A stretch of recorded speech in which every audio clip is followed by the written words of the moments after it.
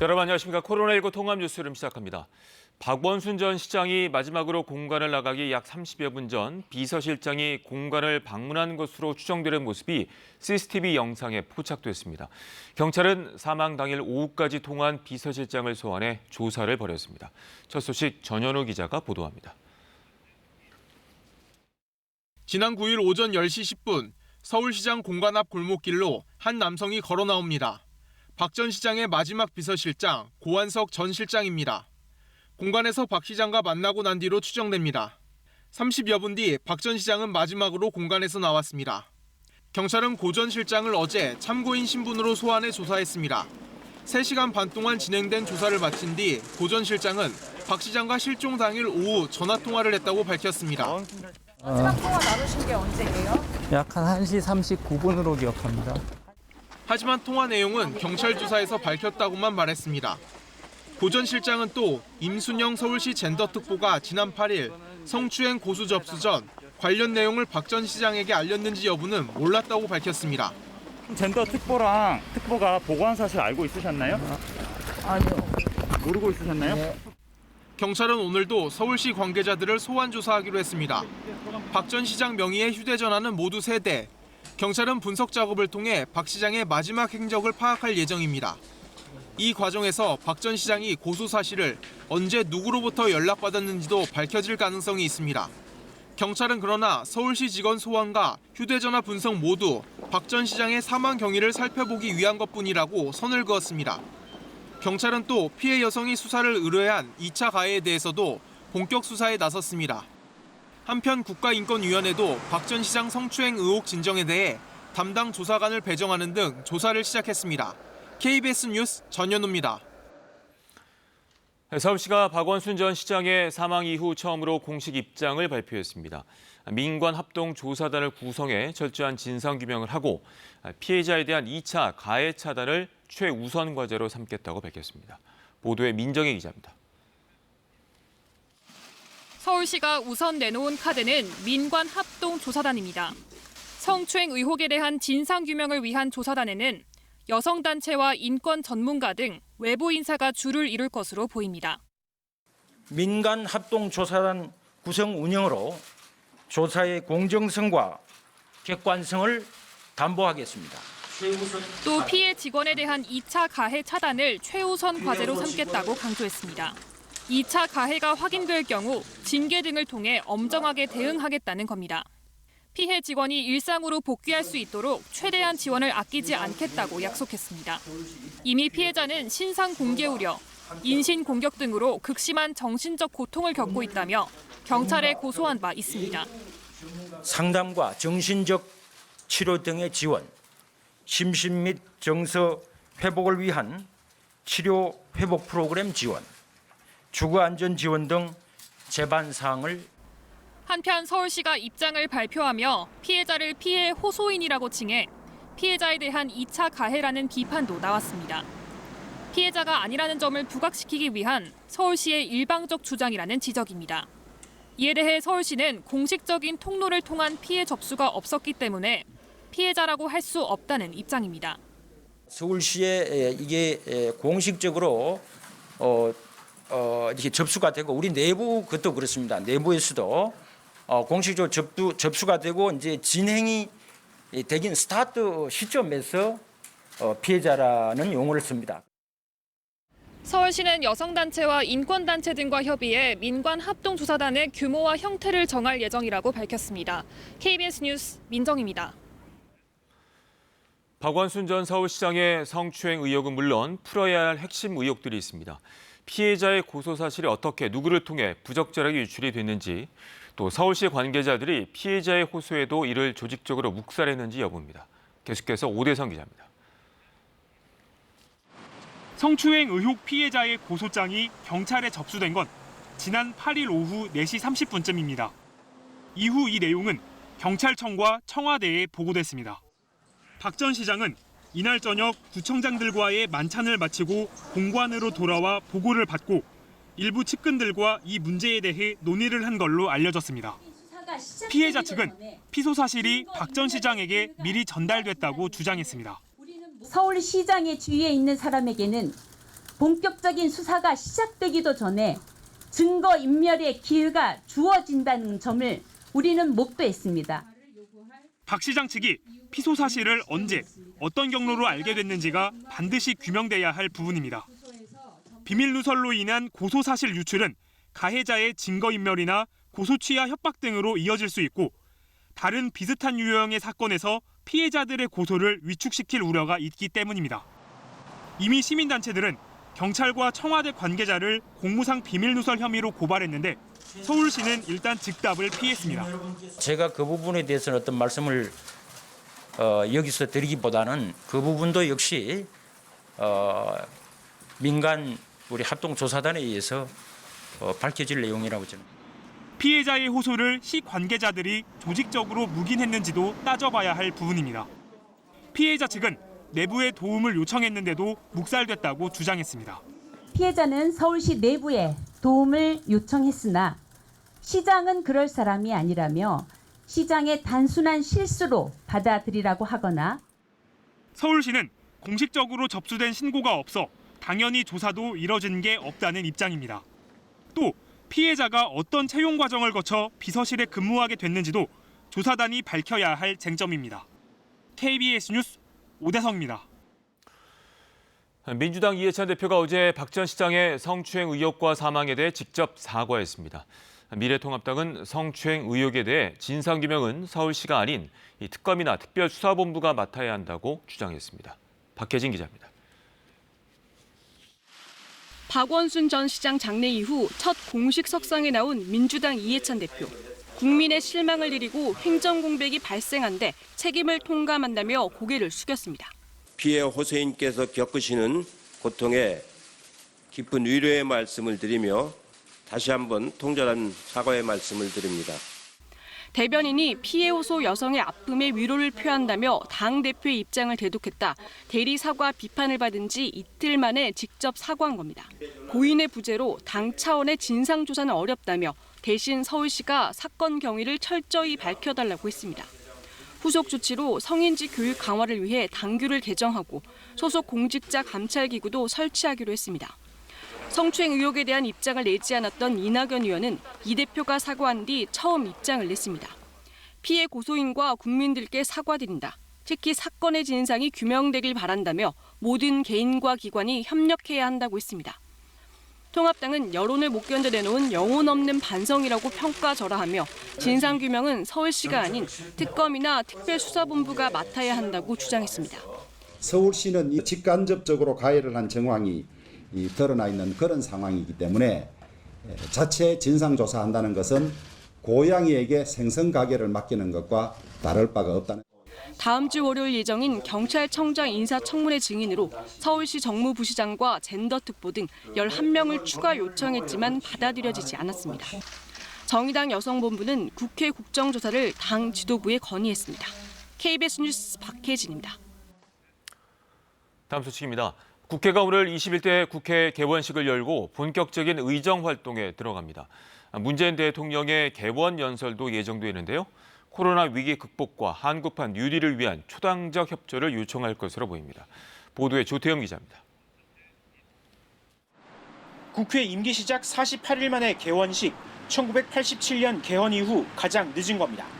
의원 선서와 의장 개원사에 이어 문 대통령의 개원 연설이 예정돼 있습니다. 문 대통령은 코로나 국난 극복과 한국판 뉴딜 뒷받침을 위한 협조를 요청할 것으로 보입니다. 코로나 대응 정부 조직 개편과 경제 위기 극복, 부동산 대응 입법, 공수처 출범 등을 강조할 것으로 예상됩니다. 개원식에 앞서선 통합당이 불참한 가운데 지금까지 공석이었던 국회 정보위원장을 선출해 원구성을 마무리합니다. 이후 20일부터는 교섭단체 대표 연설과 대정부 질문이 잇따라 열립니다. 사실상 민주당 단독으로 진행된 6월 국회와 달리 7월 국회는 여야의 치열한 줄다리기가 예상됩니다. 민주당의 7월 임시국회 목표는 민생경제 법안과 개혁과제 법안을 하나라도 더 많이 처리하는 것입니다. 부동산 법안과 공수처 출범, 이른바 일하는 국회법 등이 주요 쟁점이 될 것으로 보입니다. 20일과 23일엔 경찰청장과 통일장관 후보자 청문회도 예정돼 있는데 통합당은 경찰청장 후보자에게 고 박원순 전 시장 문제를 집중 제기한다는 방침입니다. 공무상 비밀 누설 과정, 그다음에 묵인이나 은폐한 그런 공모 흔적들을 철저히 수사해서 주요 법안 처리를 위한 본회의는 30일과 다음 달 4일 열릴 예정입니다. KBS 뉴스 조태영입니다. 폼페이오 미 국무장관이 북한이 마음을 바꾸고 대화에 나오길 바란다고 밝혔습니다. 또 북미 정상회담과 관련해 트럼프 대통령은 실질적인 진전이 가능하다고 판단될 경우에만 관여하길 원한다고 전했습니다. 워싱턴 금철영 특파원이 보도합니다. 폼페이오 미 국무장관은 3차 북미 정상회담 가능성을 묻는 질문에 진전을 이룰 것이란 충분한 가능성이 있을 경우란 단서를 달았습니다.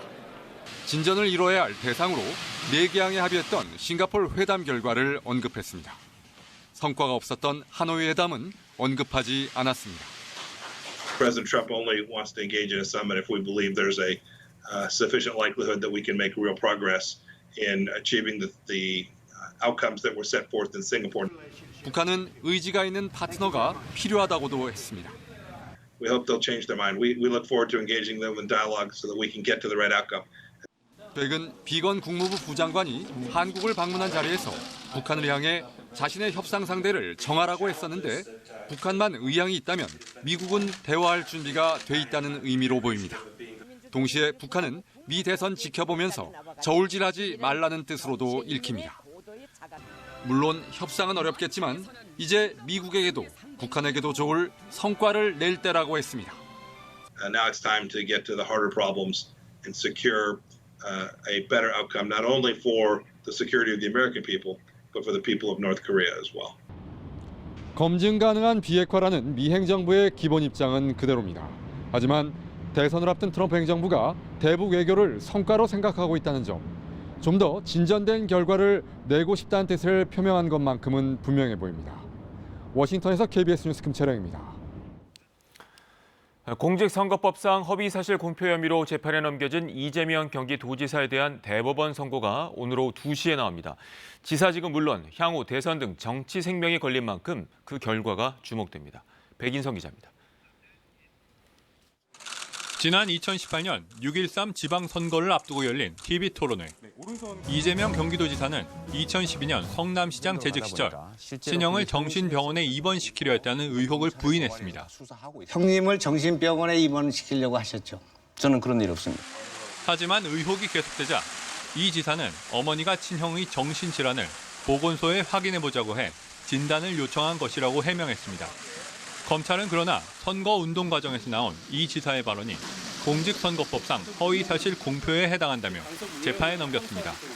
결론은 엇갈렸습니다. 1심에선 해당 답변이 불분명하고 유권자의 판단을 그르칠 정도가 아니라며 무죄가 선고됐지만 2심에선 사실을 왜곡하는 정도에 이른 허위사실 공표라며 벌금 300만 원으로 지사직 상실형이 선고됐습니다. 지난 4월 심리를 시작한 대법원은 전원 합의체 논의를 거쳐 오늘 오후 2시 이 지사에 대한 상고심 선고 공판을 엽니다. 이 지사의 선고는 지방자치단체장 재판 가운데는 처음으로 TV와 대법원 유튜브 채널로 생중계됩니다. 오늘 항소심 선고가 확정되면 이 지사는 지사직을 잃게 됩니다. 하지만 대법원이 무죄 취지로 파기환송할 경우 이 지사는 지사직을 유지하게 되고 향후 대선 등 공직선거 출마에도 지장을 받지 않게 됩니다. KBS 뉴스 백인성입니다. 이번엔 KB증권 연결해서 오늘의 주식시장 알아보겠습니다. KB증권입니다. 코로나19 백신 기대감과 미중 갈등 우려가 맞물리는 가운데 코스피 지수가 보합권에서 횡보하고 있습니다. 코스닥 역시 지지부진한 모습을 나타내고 있습니다. 이 시각 현재 코스피는 4.99포인트 상승한 2206.87에 코스닥은 0.51포인트 오른 781.8에 거래되고 있습니다. 간밤 미국 증시는 코로나19 백신 기대감과 투자은행 골드만삭스의 실적 호조에 힘입어 상승 마감했습니다. 코스피는 개인이 물량을 사들이는 가운데 외국인과 기관은 매도에 나서면서 보합권에서 움직이고 있습니다. 이재용 삼성전자 부회장과 정의선 현대차그룹 수석 부회장이 전기차 배터리 기술과 관련된 두 번째 회동을 추진하면서 현대차가 오르고 있고 에이프로는 코스닥 시장 상장 첫날인 오늘 상한가를 기록했습니다. 반면 네이버와 카카오는 동반 약세를 나타내고 있습니다. 이 시각 현재 달러화에 대한 원화 환율은 1,200원 90전에 거래되고 있습니다. 지금까지 KB증권이었습니다.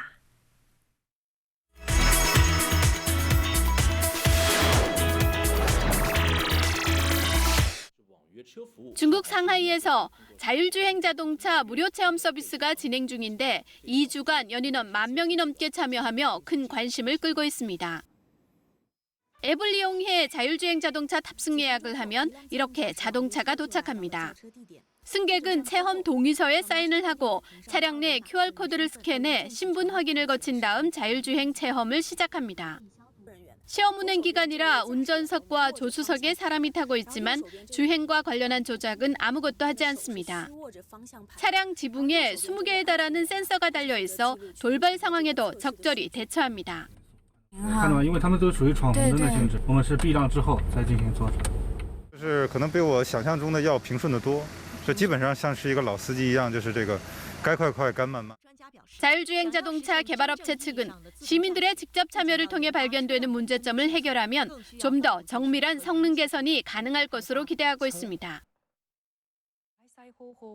코로나19 때문에 중단됐던 다양한 행사들이 온라인 등에서 다시 열리고 있습니다. 온라인 와인 행사장입니다. 맛과 향이 다른 와인을 섞어서 본인이 원하는 와인을 만드는데요. 참가자들은 모두 온라인으로 참가합니다. 이 행사는 한 식품업체가 도쿄에서 열던 것인데 코로나19 때문에 중단됐다가 이번에 온라인으로 다시 시작한 겁니다. 회사 측은 행사에서 사용할 와인을 미리 참가자들에게 보냈습니다. 덕분에 그동안 주로 수도권에서 참가했지만 이번엔 전국에서 참가할 수 있게 됐습니다. わざわざ東京の現場に行かなきゃっていう大変さがないんですよね。 스마트폰 앱을 이용한 마라톤 대회도 열렸습니다. 도쿄의 한 잡지 출판사가 GPS와 연동해 달린 거리와 시간을 측정하는 앱을 개발해 개최했는데요. 달리는 코스 등은 본인이 자유롭게 설정할 수 있으며 잡지사는 참가자 데이터를 집계해 순위를 결정합니다. 이 행사에는 일본 전국에서 6천여 명이 참가했습니다. 프랑스 남부 살림 지역은 건조한 기후 때문에 산불 예방에 힘쓰고 있는데요. 산불 감시탑에서 일하는 감시원들의 일상을 취재했습니다. 남프랑스 엑상프로방스의 산불 감시탑. 산불 감시원인 까이유 씨와 시프르행 씨는 이곳 감시탑에서 오전 11시부터 저녁 7시까지 산불을 감시하는 일을 맡고 있습니다. Mon travail, c'est de regarder l'horizon et de faire attention à ce qui est pas, enfin, de signaler des départs de feu. 망원경과 다양한 도구들을 이용해 꼼꼼히 모니터하며 작은 연기라도 놓치지 않아야 하는데요. On est reclus, on est au milieu de la forêt, enfin, au milieu de la nature. Et c'est vrai que là, on est en mode confinement, quelque part. 일을 마치면 독서와 운동 등으로 스트레스를 풀기도 합니다. 남프랑스 부시드론 지역에는 약 30개의 산불 감시탑이 있어서 이 지역 산불의 약 95%를 감지할 수 있습니다. 코로나 사태 이후 라이브 음악을 감상하기가 쉽지 않아졌는데요. 독일에서는 1대1 콘서트가 인기를 얻으며 확산되고 있습니다. 연주자도 1명, 관객도 1명. 오롯이 나만을 위한 연주가 펼쳐지는 1대1 콘서트 현장입니다. 연주자와 말없이 눈빛으로 먼저 교감을 한 후 공간을 가득 메우는 선율에 푹 빠집니다. 연주는 끝났지만 감동은 계속됩니다. Und dann diesen Menschen, dem man halt dann gefühlt so lange in die Augen geguckt hat, dann in die Musik zu folgen, ist überhaupt nicht zu vergleichen. 또 다른 1대1 콘서트가 열리는 곳. 한 수도원의 염소 사육장입니다. 열차 선로 옆에서, 물가에서, 고성에서, 들판에서. 아날로그 감성이 물씬 풍기는 이런 콘서트는 장소를 가리지 않습니다. 독일에서는 이런 1대1 콘서트가 벌써 3,000회 넘게 이뤄졌는데요. 아날로그 콘서트는 디지털 미디어를 타고 널리 알려지면서 캐나다와 프랑스, 스위스 등 다른 나라에서도 펼쳐지고 있습니다.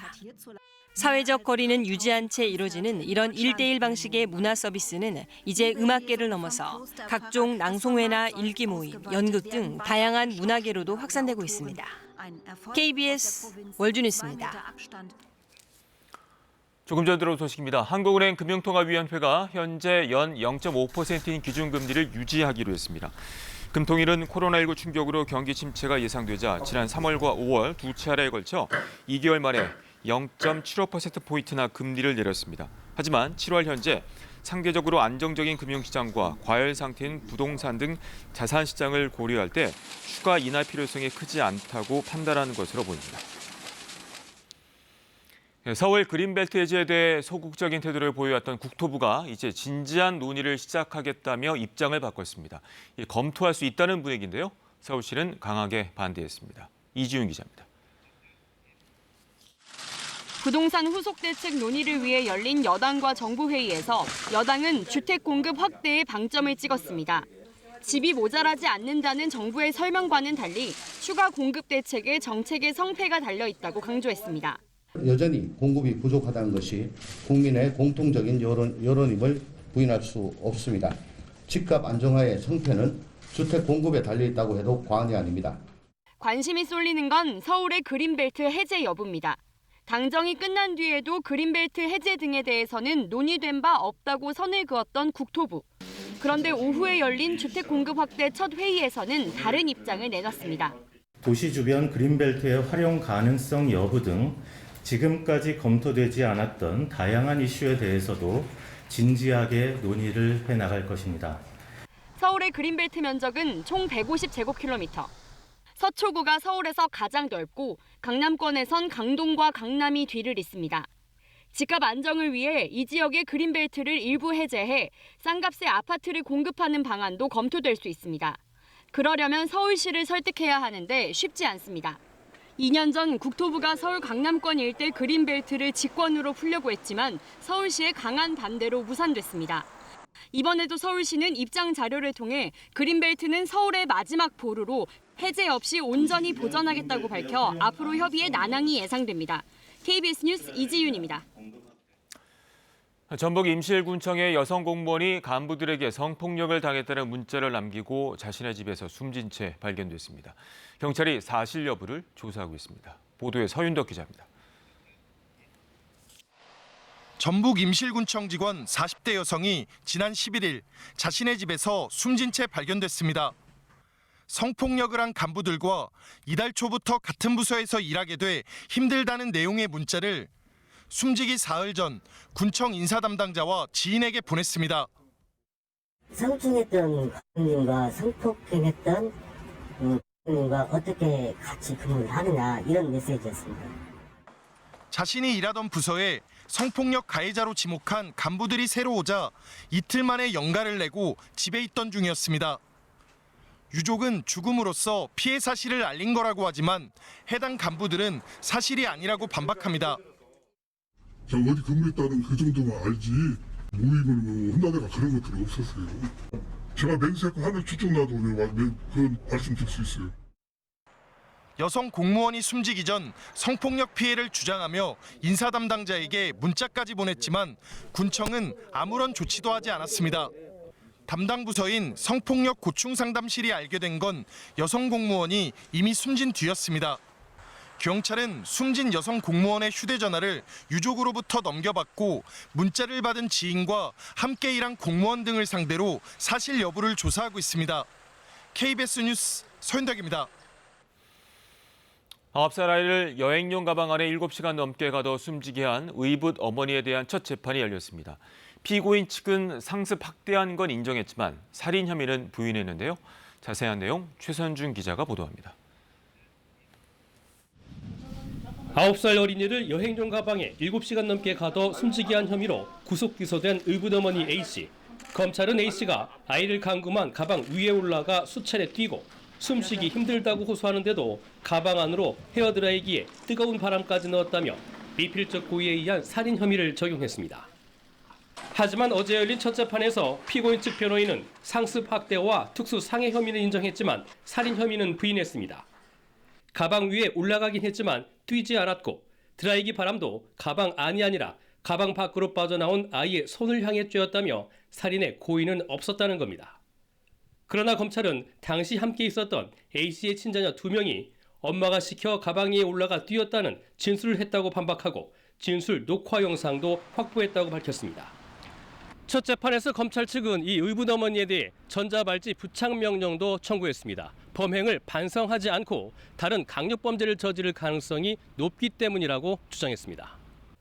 분노한 일부 방청객은 재판이 끝난 뒤 법정에서 피고인을 향해 욕설을 하다 제지받기도 했습니다. 그 위에 올라가서 160kg의 몸무게로 도합 눌렀다는 것은 이거는 뭐 누구나 봐도 이 아이가 살아날 가능성이 없다는 건 알고 있지 않을까요? 대한아동학대방지협회는 숨진 어린이의 친동생도 A씨로부터 학대받은 정황이 확인됐다며 검찰에 고발장을 제출했습니다. KBS 뉴스 최선중입니다.